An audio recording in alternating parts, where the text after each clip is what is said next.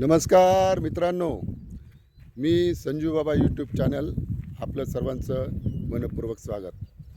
आज मंगळवार दिनांक 14 जुलै 2026.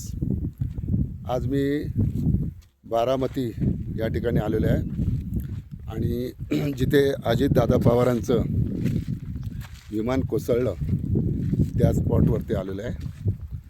आज जवळजवळ 7 महिने झाले अजितदादा आपल्यातून निघून गेलेले आहेत आणि त्यांचं ज्या ठिकाणी विमान पडलं त्या विमान पडलेला हा स्पॉट आजही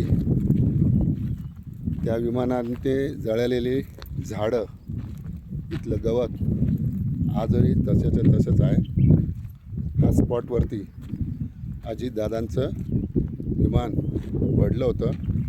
बघा, आपण पाहू शकता ही झाडं जळलेली अजूनही तशीच्या तशीच आहेत. हा स्पॉट आहे. त्या आगीने जळलेली इथली माती, दगड, काळी टक्कर पडलेली अजूनही आपण बघू शकता तशाच प्रकारे आहेत. त्या ठिकाणी आपण आलेलो आहोत. अत्यंत दुर्दैवी अपघात अजितदादांच्या वाट्याला आला. 28 जानेवारी 2026ला हे विमान इथं पडलं आणि अजितदादांचा मोठा अपघात झाला आणि आपल्या महाराष्ट्राचा एक अत्यंत उमद नेतृत्व, लाडका नेता, बारामतीचं भाग्यविधाते हे आपल्यातून निघून गेले. असा हा स्पॉट हा इथला आहे.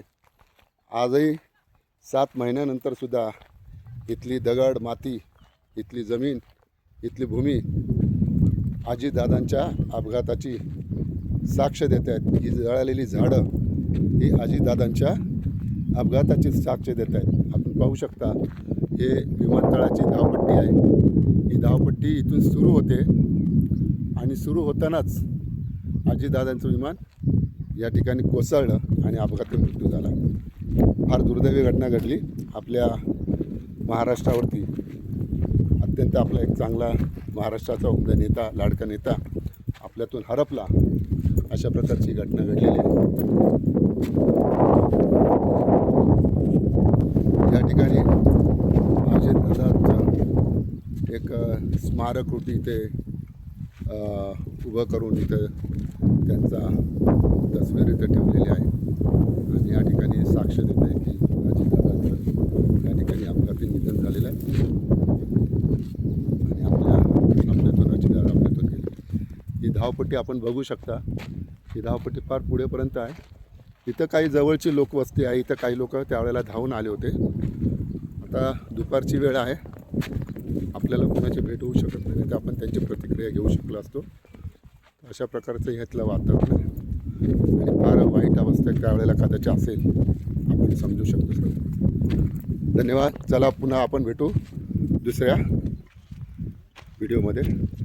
Good bye. Bye bye.